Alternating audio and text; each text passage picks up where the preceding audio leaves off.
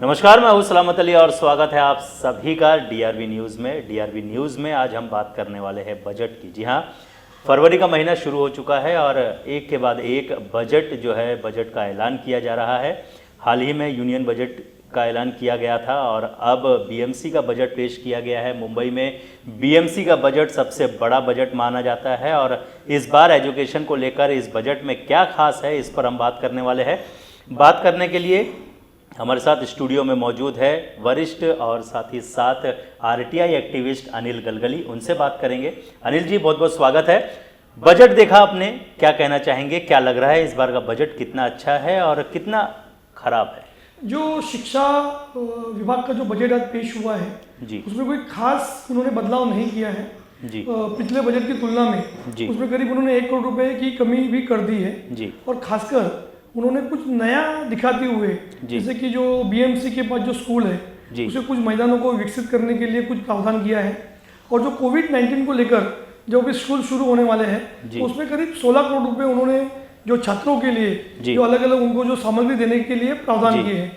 सबसे बड़ी बात है कि उन्होंने इस बार 10 सीबीएसई के जो केंद्र शुरू करने की घोषणा की है, जिसके 10 शहर में 2, जी, पूर्वी उपनगर में 3 जी, और पश्चिम उपनगर में 5, जी, इस तरह से 10 केंद्र शुरू करने की उन्होंने घोषणा की जी, है। सबसे बड़ी बात है कि आज की तारीख में जी, जिस तरह से मनपा स्कूलों की स्थिति बदतर है, जी, स्कूलों से छात्रों का पलायन हो रहा है, उस पर जिस तरह से ध्यान देना चाहिए और जी, पिछले बजट का कितना पैसा आपने इस वर्ष खर्च किया है, कितना शेष है, उसका भी एक लेखा जोखा देने की आवश्यकता थी। जी, कुल मिलाकर जब भी इस तरह के बजट पेश होते हैं तो बजट कौन बनाता है?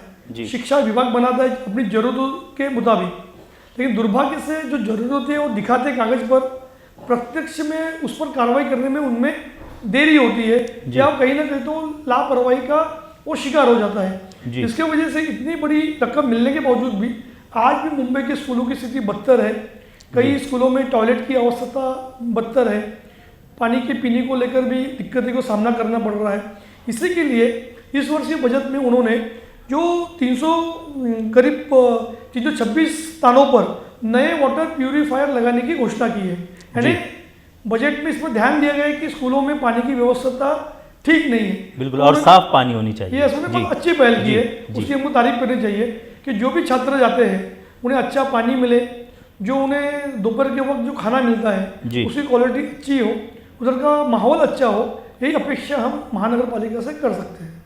इसके अलावा पुस्तकालय 29 पुस्तकालय चलाने के लिए भी विशेष बजट जो है वो पेश किया गया है। करीब 1 करोड़ का बजट जो है वो दिया गया है। इसके बारे में क्या कहना चाहेंगे? इस तरह की लाइब्रेरी से बच्चों को कितना फायदा हो पाएगा? ये कोई नई बात नहीं है, क्योंकि हर साल जो मुंबई मराठी ग्रंथ संग्रहालय है उसकी करीब 29 शाखाएं हैं, उनको 1 करोड़ का वो प्रावधान करते हैं और देते हैं। लेकिन दुर्भाग्य इस बात का है कि पिछले कई सालों से पैसे जा रहे हैं और उसका ऑडिट नहीं हुआ है। वो पैसे उन्होंने कैसे खर्च किए 1 करोड़ रुपए, उसका कोई जानकारी महानगर पालिका के पास नहीं है। और जो मुंबई मराठी ग्रंथ संग्रहालय अब विवाद का केंद्र बन चुका है, वहाँ का शारदा सिनेमा भी बंद हो चुका है और पुस्तकालय की भी स्थिति खराब है। तो महानगर पालिका को इस वक्त पैसे देते वक्त उसकी ऑडिट करने की आवश्यकता थी। सचमुच में वो पैसे का जो प्रावधान होता है, दो दिए जाते हैं, वो 70% खर्च होते हैं या नहीं, इसकी कोई जानकारी महानगर पालिका के पास नहीं है। इसके अलावा लोगो और कलर चेंज करने का भी इस बार जो है वो मन बना रही है बीएमसी। इस पर किस तरह से बात करना चाहेंगे, क्या कहना चाहेंगे? लोगो बदलने से और कलर बदलने से क्या शिक्षा प्रणाली बदल जाएगी? जो अभी जो नई जो इमारतें बन रही है, जो शहर में और उपनगरों में, पश्चिम उपनगरों में जो विकास हो रहा है, कई सारी जो इमारतों का काम काफ़ी देरी से चल रहा है। उन्होंने कॉन्ट्रैक्टर को जुर्माना भी से वसूल किया गया उनसे। लेकिन कलर बदलने से एक अच्छा माहौल बन गया है कि महानगर पालिका की जो पुरानी जो बिल्डिंगें थी, पुराने जो स्कूल थे, उसका कलर ठीक ढंग से नहीं होने की वजह से आकर्षण नहीं था। मगर अभी जो कलर बदलने की वजह से निश्चित तौर पर नए काम में एक आकर्षण का केंद्र बिंदु बन चुका है। लेकिन जो लोगों की बात हो रही है, क्योंकि मुंबई महानगर पालिका का लोगो एक ही है। मेरा मानना है कि जो मुंबई महानगर पालिका का जो लोगो है उसे चेंज करने की कोई आवश्यकता नहीं है, क्योंकि महानगर पालिका ही स्कूलों को चलाती है। तो महानगर पालिका का जो लोगो इस वक्त है काफ़ी बढ़िया है उसके बदलने पर पैसा खर्चा करने की आवश्यकता नहीं है। जी, इसके अलावा कोविड-19 का दौर चल रहा है और कोविड-19 को लेकर भी विशेष ध्यान दिया गया है। 15.90 करोड़ रुपए का खर्च जो है वो मास्क और सैनिटाइज़र सहित जो पल्स मीटर है, इन तमाम चीज़ों के ऊपर भी खर्च किया जा रहा है। इस पर क्या कहेंगे? निश्चित तौर पर, क्योंकि जिस तरह से स्कूल अभी शुरू होने वाले हैं जी, तो बच्चों की जो स्वास्थ्य को लेकर महानगर पालिका ने अच्छा कदम उठाया है जी, और जो स्कूल में जो हमारे आते हैं महानगर पालिका में, वो काफ़ी लोअर क्लास के होते हैं, उनकी आर्थिक स्थिति ठीक नहीं होती, कई लोगों के पास मास्क नहीं होता है, सैनिटाइजर की तो दूर की बात है। तो निश्चित तौर पर जब भी बच्चा स्कूल में प्रवेश करेगा तो उसका पल्स चेक किया जाएगा, उसका ऑक्सीजन चेक किया जाएगा और इसका लाभ स्कूल और वहाँ के शिक्षकों को निश्चित तौर पर होगा। इसके अलावा 10 लाख रुपए का बजट जो है वो इस बार संगीत के लिए भी रखा गया है और उससे भी कहीं ना कहीं संगीत को बढ़ावा देने का प्रयास भी किया जा रहा है। हाँ, क्योंकि महानगर पालिका में संगीत शिक्षकों की तो मतलब पदों को भरा गया है, लेकिन पिछले कई सालों से संगीत को लेकर महानगर पालिका उदासीन थी। उन्होंने जो NN जोशी मार्ग की जो महानगर पालिका की स्कूल है 10 लाख देने का निर्णय लिया है और सबसे बड़ी बात है कि उन्हें संगीतकार मयूरेश पै जो उनको भी इसका अधिकार दिया है कि वो उस संगीत केंद्र को चलाएंगे। तो निश्चित तौर पर पूरे बम्बई में जो अपने अलग अलग स्कूलों में जो छात्र हैं जिनमें संगीत को लेकर विशेष रुचि होगी, उनका स्वारस्य होगा, तो एक केंद्र में इस तरह का प्रयोग करने से निश्चित तौर पर अच्छे कलाकार हमारे महानगर पालिका के स्कूल से निकल सकते हैं। इसके अलावा खेल के मैदान को भी विशेष ध्यान दिया जा रहा है। करीब मुंबई में 63 BMC के मैदान है, जिनमें से 20 मैदानों पर जो है वो विशेष ध्यान दिया जाएगा ताकि बच्चों को इसका उपयोग जो है वो किया जा सके।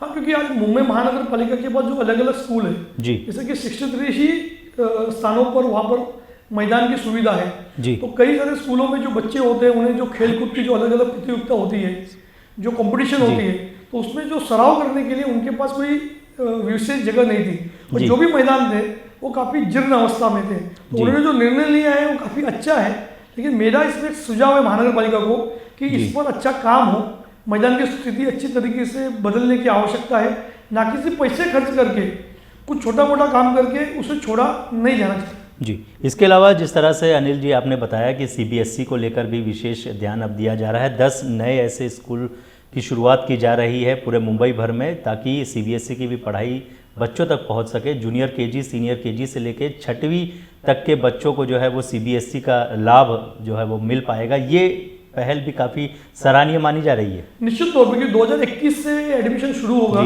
आज मुंबई में जितने भी CBSE के स्कूल है या जो अलग अलग जो निजी स्कूल है वहाँ पर बड़े पैमाने पर लूट हो रही है, एडमिशन के नाम पर परिवार को लूटा जाता है और फीस भी ज़्यादा होती है।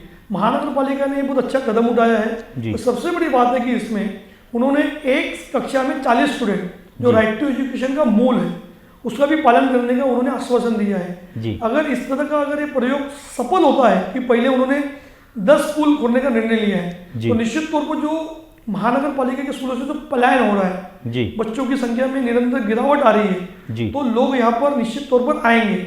उन्होंने जूनियर KG, सीनियर KG और 6वीं तक इसका भी प्रावधान किया है। मेरा सरकार से और महानगर पालिका से आपके चैनल के माध्यम से मांग है कि इसे 10वीं तक करते हैं तो निश्चित तौर पर बड़े संख्या में बच्चे उसमें शामिल हो सकते हैं। बिल्कुल। इसके अलावा अनिल जी एक आखिरी सवाल ये भी जानना चाहेंगे, ओवरऑल बजट को किस तरह से आप देख रहे हैं? ये जो बजट है ये काफ़ी सामान्य बजट है जो 2-4 उन्होंने जो बदलाव किए हैं वो तो शिवसेना जो पार्टी आज महानगर पालिका में सत्ता में है, राज्य में भी सत्ता में है, जो युवा नेता है आदित्य ठाकरे जो पर्यावरण मंत्री भी है, उनकी सोच थी, उनकी जो कल्पना थी और उन्होंने अपने चुनावी वादों में भी इस पर ध्यान दिया था। तो खुशी की बात है कि उन्होंने उसे अमल करने का निर्णय लिया है। उन्होंने घोषणा तो की है, प्रावधान तो किया है, मगर उस पर ध्यान रखने की भी जिम्मेदारी आदित्य ठाकरे हो, शिवसेना और युवा सेना की है। और मेरी मुंबईकरों से भी अपील है कि आपके स्कूलों के आसपास जो भी इस तरह के CBSE स्कूल खुलते हैं या जो अलग अलग उन्होंने जो प्रावधान किया है, मुंबईकर भी वॉच डॉग की तरह इस पर ध्यान रखें, क्योंकि ये स्कूल रहेंगे तो मुंबई महानगर पालिका में जो गरीब बच्चे हैं जो जिनकी आर्थिक स्थिति ठीक नहीं है उनके लिए अच्छा केंद्र हमेशा के लिए उपलब्ध रहेगा। जी बिल्कुल। चलिए अनिल जी, हमसे बात करने के लिए आपका बहुत बहुत शुक्रिया। तो बजट जो है वो पेश किया गया है मुंबई BMC का जो एजुकेशन का जो बजट था वो आज पेश किया है और लगातार इसी तरह बाकी के बजट भी अब शुरू किए गए हैं और धीरे धीरे उनको भी पेश किया जाएगा। एजुकेशन की अगर बात करें तो कई सारी चीज़ें इसमें फ़ायदेमंद साबित हो रही है, जैसे सीबीएसई को जो शुरू करने की बात की जा रही है। इसके अलावा जो स्कूल के प्लेग्राउंड जो है, मैदानों को साफ़ करने की बात की जा रही है और तमाम चीज़ें हैं। वाटर प्यूरीफायर लगाया जा रहा है जिससे बच्चों को काफ़ी लाभ इनका मिल सकता है। फिलहाल हमारे इस खास पेशकश में बस इतना ही। तो मुझे यानी सलामत अली और मेरी पूरी टीम को दीजिए इजाज़त, लेकिन जाते जाते इस चैनल को लाइक, शेयर और सब्सक्राइब करना ना भूलें।